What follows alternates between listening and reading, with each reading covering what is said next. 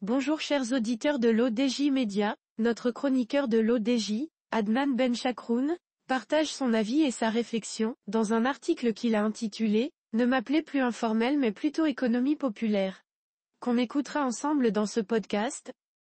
Notre ingénieur entame sa présentation du sujet en disant « Dans le domaine de l'économie du développement, un changement de paradigme est en cours, remplaçant la notion désuète d'économie informelle, par celle, plus englobante et valorisante, d'économie populaire. Cette dernière est définie comme l'ensemble des activités économiques et des pratiques sociales développées par les groupes populaires dans le but de satisfaire leurs besoins de base, à la fois matériels et immatériels, grâce à l'utilisation de leurs propres forces de travail et des ressources disponibles. Loin de se limiter à une série d'activités économiques non réglementées, l'économie populaire incarne une véritable stratégie de survie et de résilience face à un système économique global, qui laisse trop souvent de côté les plus démunis. » Notre chroniqueur commence par expliquer au début de son article Le concept d'économie populaire s'éloigne délibérément de celui d'économie informelle, un terme qui, selon son propre créateur, est devenu un terme générique, permettant aux universitaires et aux bureaucrates de catégoriser de manière simpliste la vie foisonnante des rues de villes exotiques dans leur modèle abstrait, sans réellement comprendre ou apprécier la complexité et la richesse des activités humaines qui l'englobent. En mettant l'accent sur l'économie de la débrouille, le concept d'économie populaire reconnaît et valorise l'ingéniosité et l'effort des individus et des communautés pour subvenir à leurs besoins dans un environnement souvent hostile et dépourvu de soutien institutionnel. L'économie populaire, dans sa définition la plus pure, exclut les activités illégales et criminelles qui étaient parfois associées à l'économie informelle.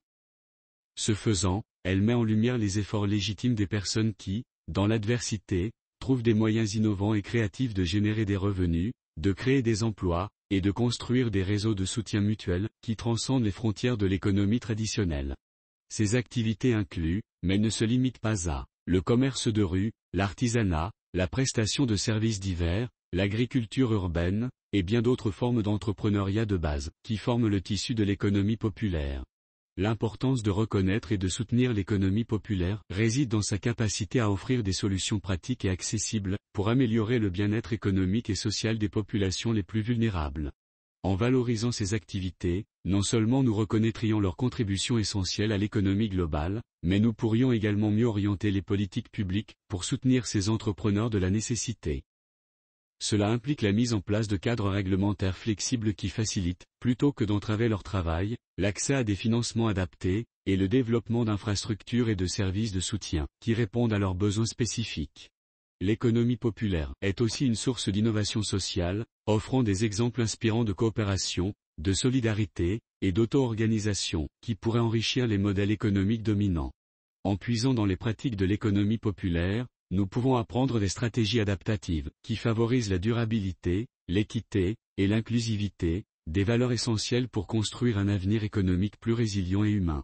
En conclusion, il est temps de reconnaître l'économie populaire pour ce qu'elle est réellement, une manifestation de l'ingéniosité humaine et de la volonté de survivre et de prospérer, même dans les circonstances les plus difficiles.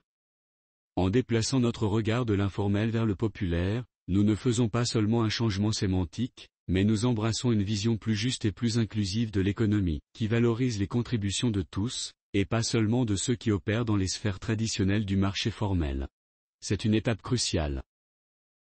Monsieur Benchakroun enrichit son discours de la manière suivante. Le Sénégal est un exemple notable où l'économie informelle est progressivement perçue et valorisée comme une économie populaire. Ce pays d'Afrique de l'Ouest, caractérisé par un secteur informel très dynamique, a vu une reconnaissance croissante de l'importance et de la valeur de ses activités économiques dans le soutien de l'économie nationale et le bien-être de sa population.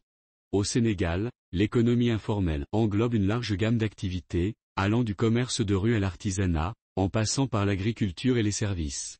Ces activités sont souvent le principal moyen de subsistance pour une grande partie de la population, en particulier dans les zones urbaines, où les opportunités d'emploi formels peuvent être limitées. Ce secteur vibrant est crucial pour la satisfaction des besoins de base de la population et joue un rôle clé dans la réduction de la pauvreté. La transition vers une perception de l'économie populaire reflète une reconnaissance de l'ingéniosité, de la résilience et de l'entrepreneuriat des citoyens sénégalais face à des défis économiques.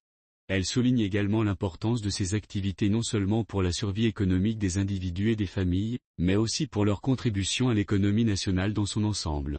Les autorités sénégalaises et diverses organisations internationales travaillent à mieux intégrer ce secteur dans l'économie formelle, non pas en le marginalisant, mais en offrant un soutien par le biais de politiques adaptées, de formation, et d'accès au financement. Ces efforts visent à reconnaître officiellement et à valoriser l'économie populaire comme un pilier essentiel du développement économique et social du Sénégal. L'auteur conclut son article en ces mots. Pour favoriser le développement et l'intégration de l'économie populaire au Maroc, en s'inspirant du cas sénégalais, voici une série de recommandations que le gouvernement marocain pourrait envisager, faciliter l'accès au financement, mettre en place des programmes de microfinancement et des fonds de garantie spécifiquement destinés aux entrepreneurs et travailleurs de l'économie populaire, afin de leur permettre de démarrer ou développer leurs activités avec des conditions adaptées à leur réalité économique. De simplifier la formalisation des entreprises informelles, réduire les barrières administratives et les coûts liés à la formalisation des entreprises par la simplification des procédures d'enregistrement et l'offre d'incitation, tels que des avantages fiscaux ou des accès privilégiés à certains marchés, pour encourager la transition vers le secteur formel. 3. Investir dans la formation et le renforcement des capacités, proposer des programmes de formation adaptés aux besoins des entrepreneurs et travailleurs de l'économie populaire, couvrant des domaines tels que la gestion d'entreprise, les compétences techniques spécifiques à leur secteur d'activité, et la sensibilisation aux normes de qualité et de sécurité.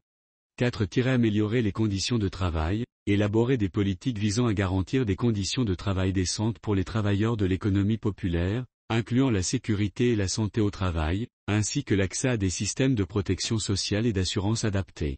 5. Développer des infrastructures et faciliter l'accès au marché, construire et aménager des espaces dédiés aux activités de l'économie populaire, comme des marchés et zones commerciales, pour améliorer leur visibilité et leur accès aux clients, tout en régulant de manière équitable l'occupation de l'espace public. 6. Encourager le dialogue social et la participation, instaurer des cadres de dialogue avec les représentants des travailleurs et entrepreneurs de l'économie populaire, en vue de prendre en compte leurs besoins et avis dans l'élaboration et la mise en œuvre des politiques publiques les concernant. Ces recommandations visent à créer un environnement propice au développement de l'économie populaire au Maroc, en reconnaissant sa contribution essentielle à l'économie nationale et en soutenant les acteurs de ce secteur dans leur chemin vers une meilleure intégration et durabilité économique. En adoptant une approche inclusive et bienveillante, le gouvernement marocain peut ainsi contribuer de manière significative à l'amélioration des conditions de vie de nombreux citoyens tout en stimulant la croissance économique du pays. Rédigé par Adnan Benchakroun. C'est tout pour aujourd'hui sur R212. On se dit au prochain podcast de nos chroniqueurs invités, restez à l'écoute pour plus d'actualités. Et merci de nous avoir écoutés, à très bientôt.